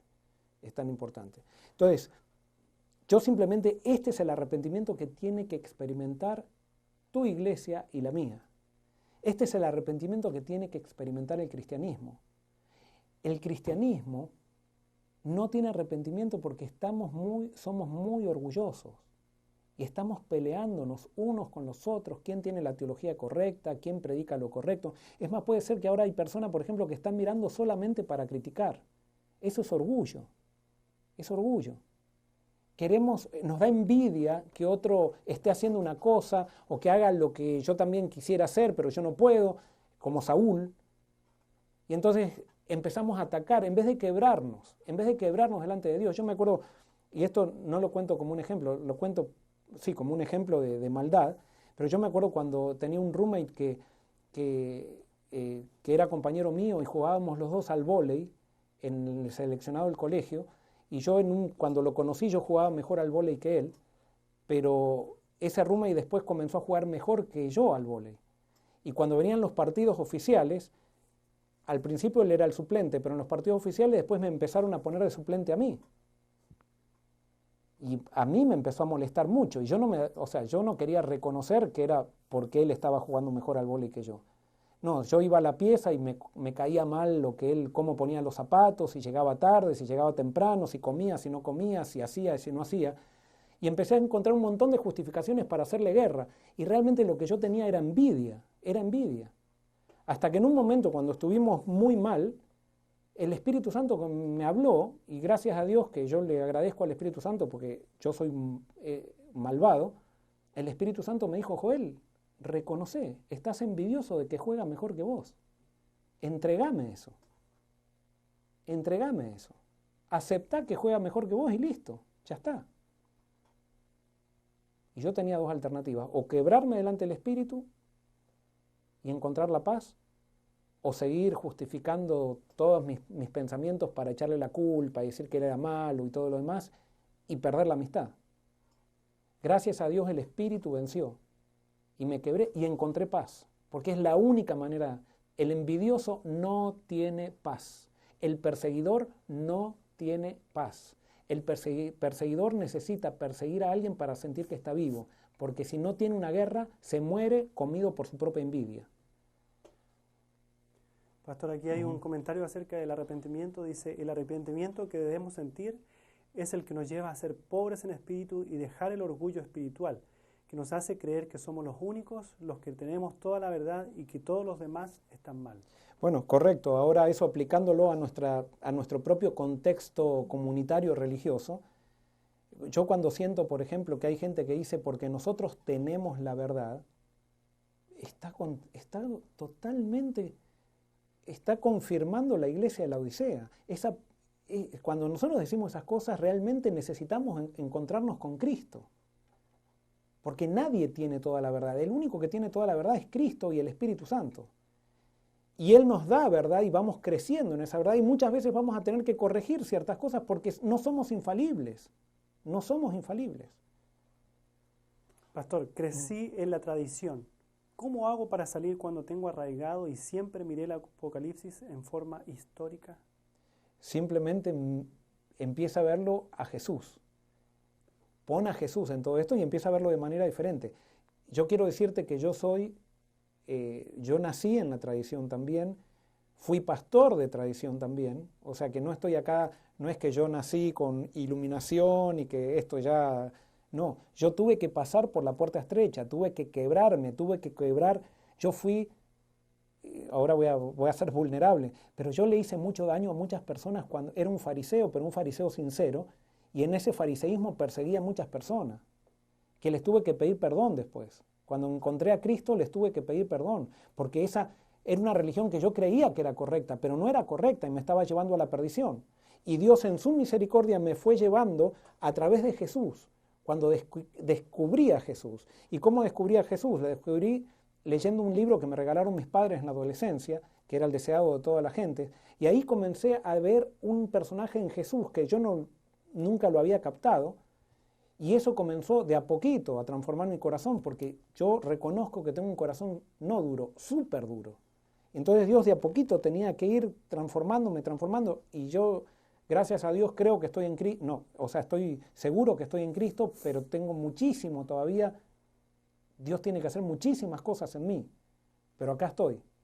Y ahora, en la próxima vez, posiblemente vamos a ver por qué podemos estar seguros hoy. ¿Y sabes por qué? Te voy a dar un anticipo. Podemos estar seguros en Cristo porque cuando tú te entregas a Cristo, Dios ya no te ve más a ti, Él ve a Cristo, no te ve más a ti. Y tú tienes que tener la seguridad como si fueras Cristo, si es que estás entregado a Él.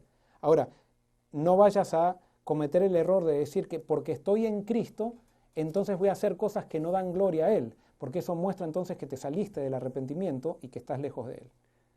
Pastor, con respecto a esto mismo, dice, siendo adventista, ¿cómo debo comportarme con los hermanos de iglesia cuando yo pienso diferente a ellos?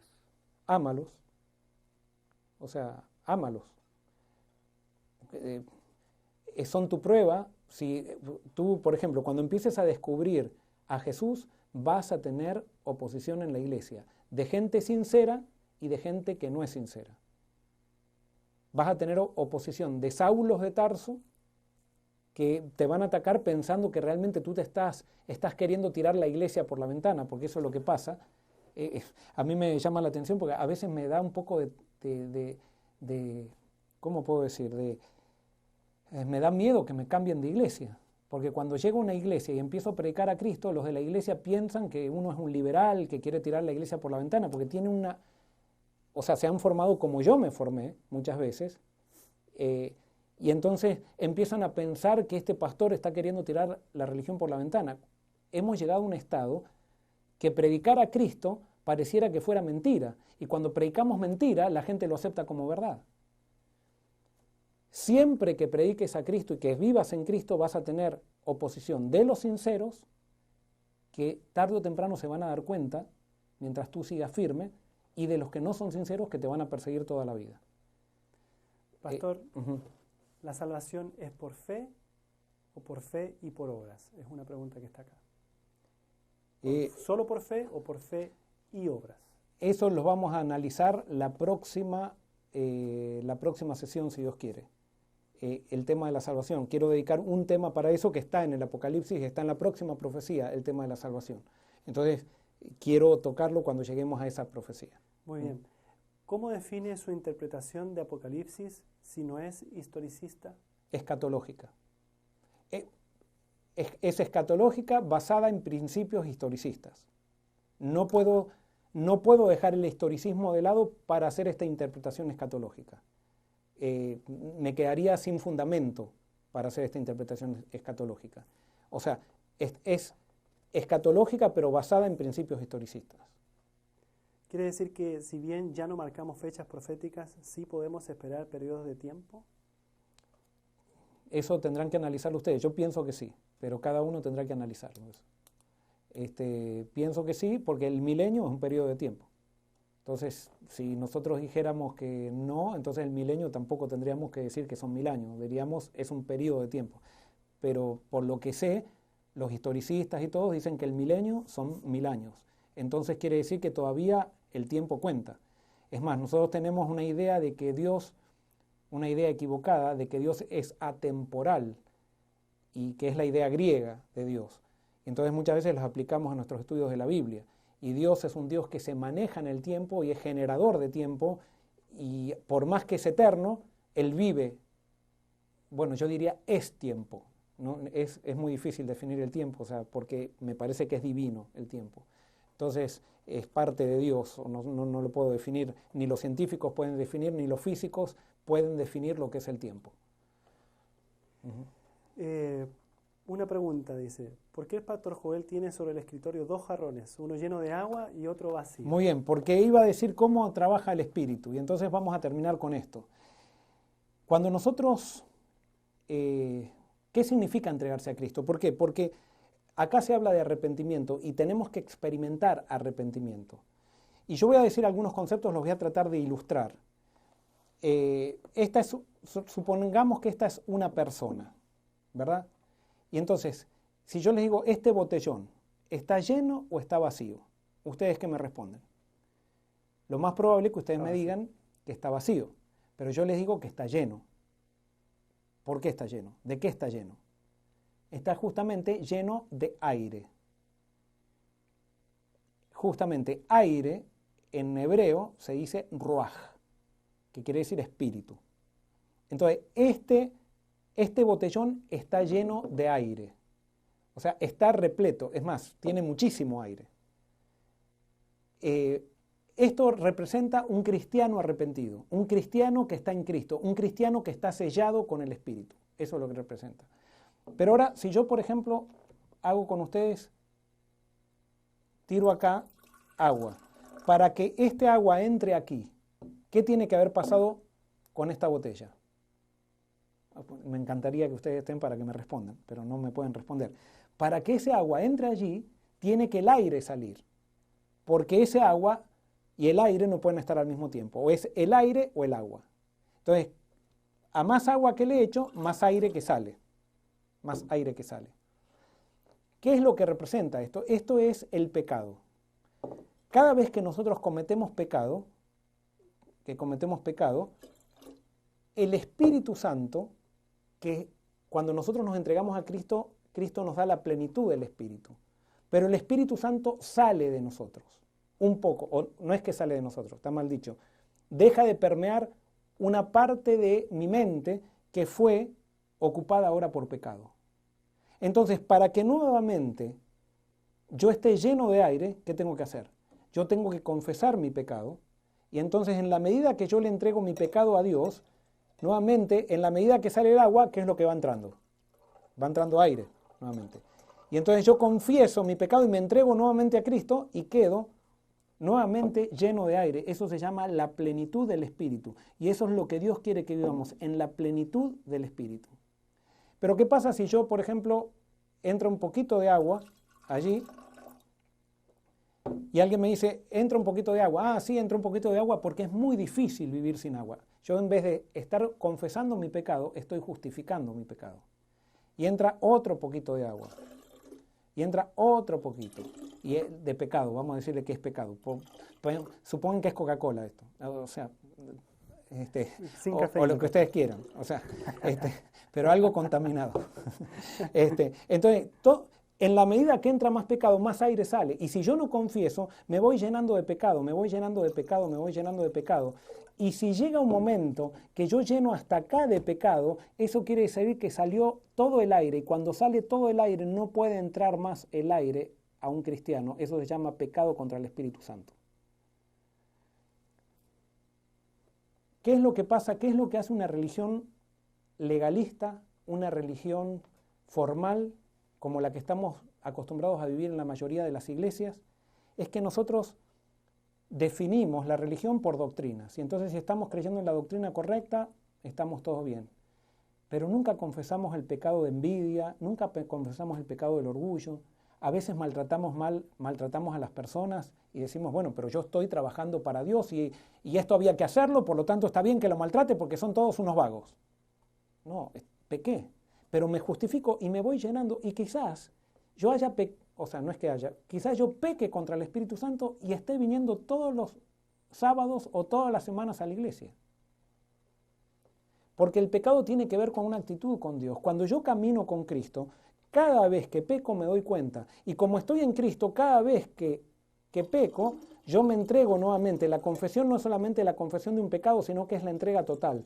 Cada vez no puede haber perdón sin entrega total. Entonces yo cuando voy a confesar un pecado, tengo que entregar mi vida. Y por eso Saúl no fue perdonado. Por eso Esaú no fue perdonado. Por eso Judas no fue perdonado. Porque ellos reconocieron un pecado pero no entregaron su vida. Cada vez que yo voy a Cristo tengo que entregar mi vida, y cada vez que entrego mi vida, sale todo el pecado de mí, y entonces yo soy lleno del Espíritu. Y eso es andar en la plenitud del Espíritu. Y cada día, si podríamos decir así, este jarro se va haciendo cada vez más grande, más grande, más grande, más grande, y cada vez está más lleno del Espíritu, por el hecho de que cada vez reflejamos mejor a Jesús.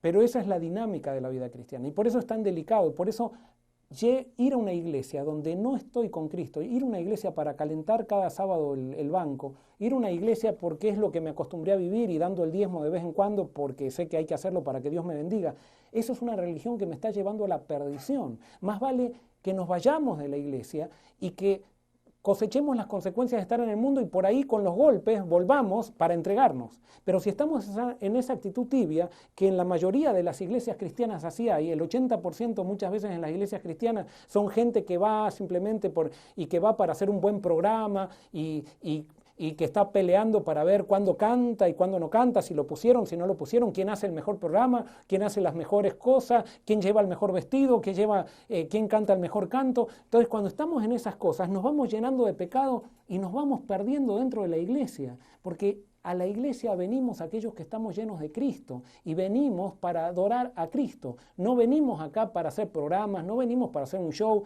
no venimos incluso para criticar a la gente, venimos porque amamos a Cristo y venimos a celebrar las obras que Cristo hace con nosotros todos los días. Venimos a celebrar que Cristo nos perdonó y a pesar que pecamos, Él siempre nos sigue perdonando. Para eso venimos a la iglesia. Pero cuando la iglesia se transforma en un club social, cuando la iglesia se transforma en una institución administrativa, porque muchas veces incluso yo puedo hacer y no estoy acá, estoy hablando de todos los niveles, porque a veces hablamos de los hermanos de iglesia, yo puedo ser un pastor que simplemente está trabajando para sí mismo, puedo ser un pastor que simplemente está predicando unos hermosos sermones para ser el mejor pastor y el que mejor predica y el que tiene más fama, pero no realmente porque quiera realmente levantar a Jesús y porque esté quebrado delante de Jesús. Yo puedo ser una persona que trabaja para la iglesia, para que la iglesia crezca, porque cuando la iglesia crece, la gente aplaude mi nombre, pero no para que Cristo crezca. Y por eso, el hecho que yo esté diciendo esto, ¿y saben por qué lo digo? Porque yo sé quién soy, porque yo tengo todos esos problemas, pero no puedo usar a la iglesia para tapar mis problemas. No, yo vengo a la iglesia porque soy el peor y tenemos que reconocer en Cristo, y no es que reconocer, porque no sirve de nada reconocer, recién vimos que Judas reconoció, que Saúl reconoció, es permanecer en Cristo, es vivir en Cristo, es vivir para su gloria, para que ese reconocimiento sea algo real y no sea simplemente algo para engañar a la gente de que somos humildes. Tenemos que llegar a esa experiencia. Y cuando la iglesia llegue a esa experiencia, las iglesias llegan a esa experiencia, se formará la Esmirna escatológica. Y cuando se forme la Esmirna escatológica, en un rápido tiempo se transformará en Filadelfia escatológica. Las dos iglesias verán a Cristo venir en las nubes. Muy bien, pastor, ya cerrando, sí. Preguntan, ¿cuándo es que va a predicar sobre la salvación? ¿Tiene alguna fecha ya? Sí, si Dios quiere, el próximo miércoles vamos a hablar de la salvación, vamos a discutir el tema de la salvación. Supongo que yo trato de todos los sábados más o menos, claro, no hablo de la salvación en sí, pero trato de demostrar algo de la salvación. El sábado oren por mí porque todavía no estoy muy seguro bien lo que voy a predicar, pero posiblemente hable algo de eso.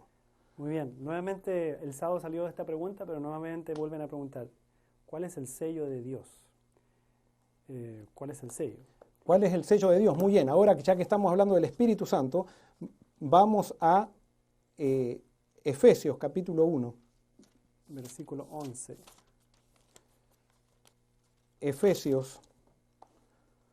Porque dicen, el sello de Dios no es reflejar el carácter, reflejar a Dios. ¿Cuál sería? 1, 11 al 14.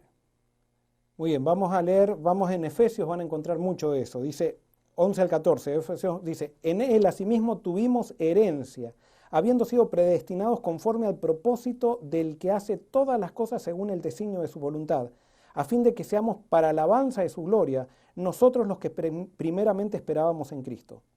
En él también vosotros, habiendo oído la palabra de verdad, el evangelio de vuestra salvación, y habiendo creído en él, fuisteis sellados con el Espíritu Santo de la promesa, que es las arras de nuestra herencia hasta la redención de la posesión adquirida para alabanza de su gloria.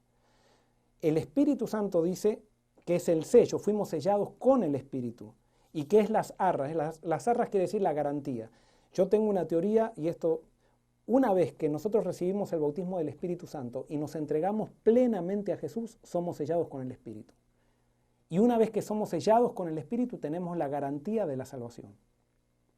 O sea, una persona sellada, eso lo enseña Apocalipsis, una persona sellada con el Espíritu ya no vuelve atrás.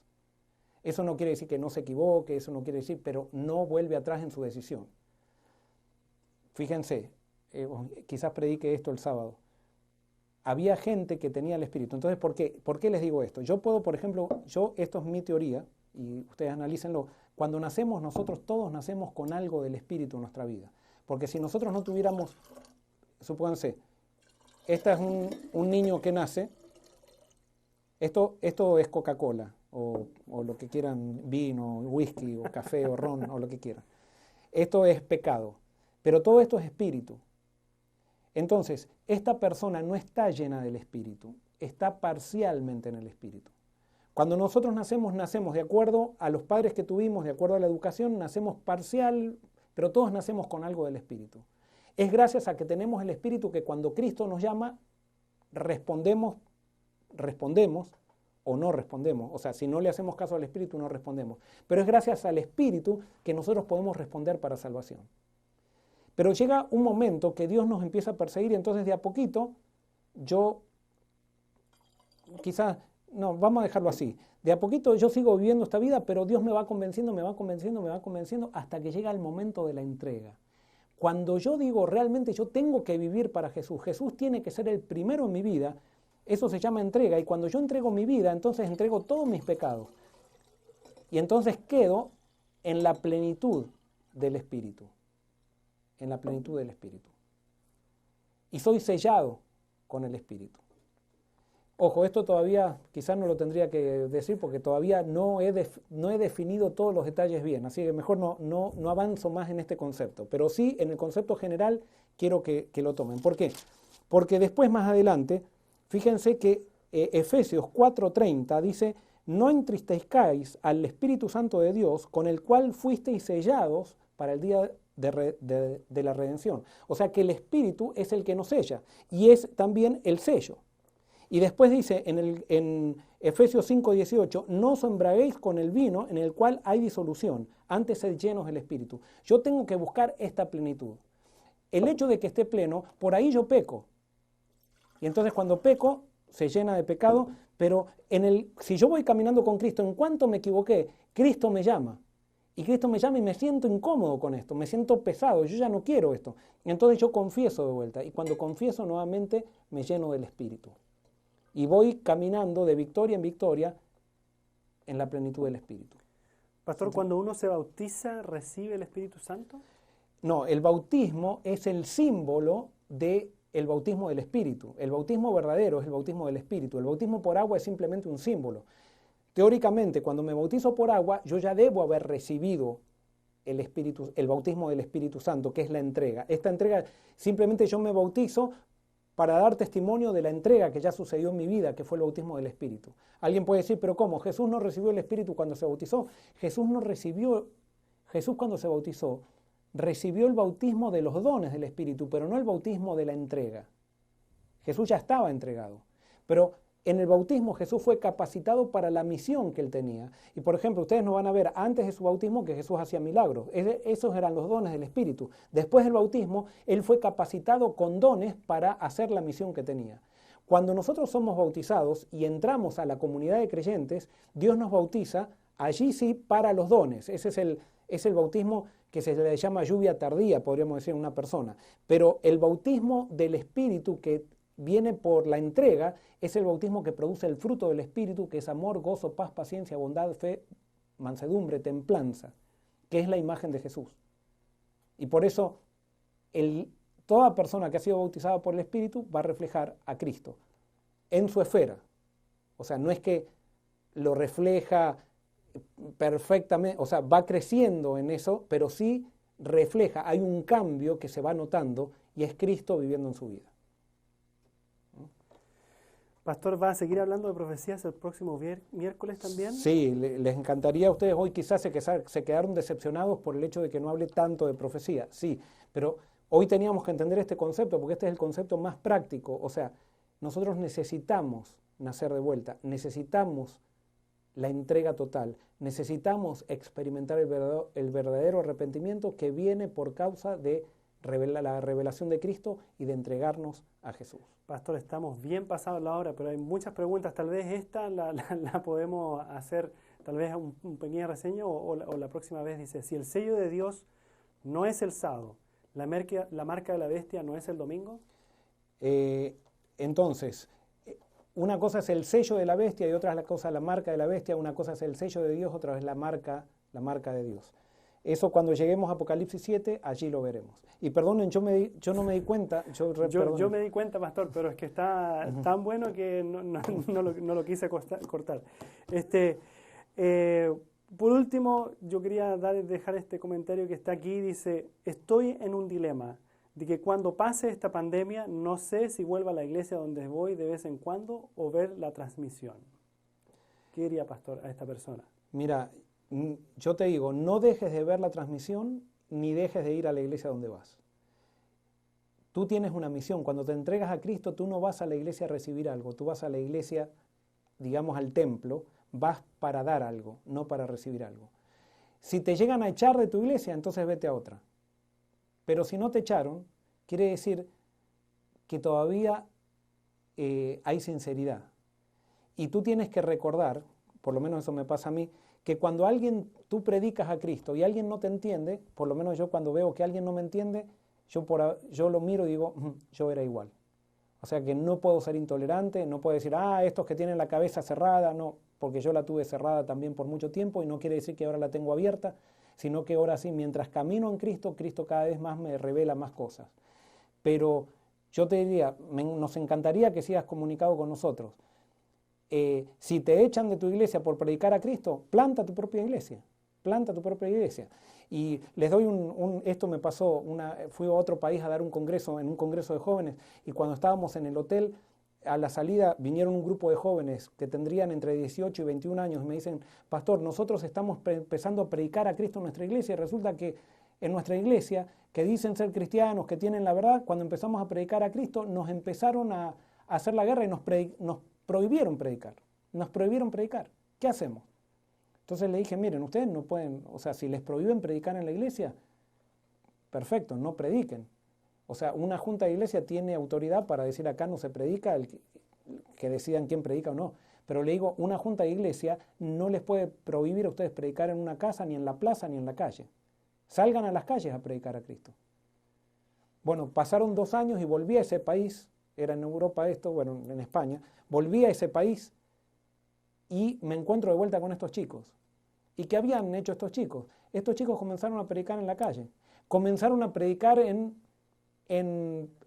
iglesias evangélicas y comenzaron a predicar en iglesias mesiánicas a Cristo.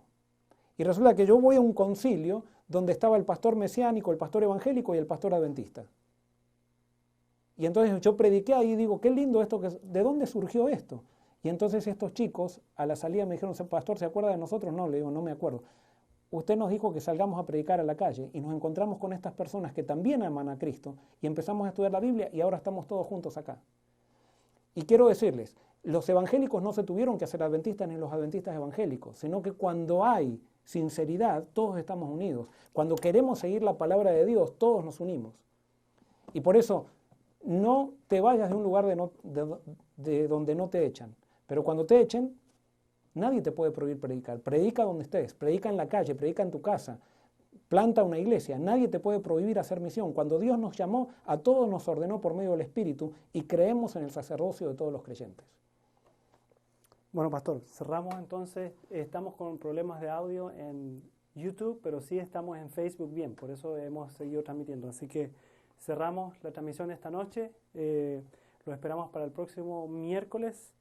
Y así entonces nos estaremos encontrando de nuevo. Pastor, cerramos. Hacemos una oración. Querido Señor, gracias se nos pasó el tiempo y yo no me di cuenta. Te pido, Señor, que bendigas a cada persona que está allí conectada desde el lugar donde está y únenos a todos en Jesús.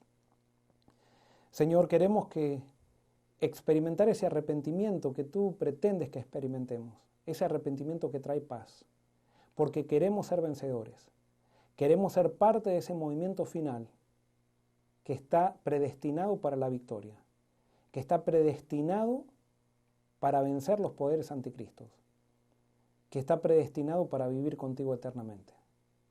Señor, no solamente queremos ser nosotros, sino que queremos que nos des poder para contagiar a otros y para que la mayor cantidad de gente posible pueda haber un privilegio en formar parte de este movimiento final.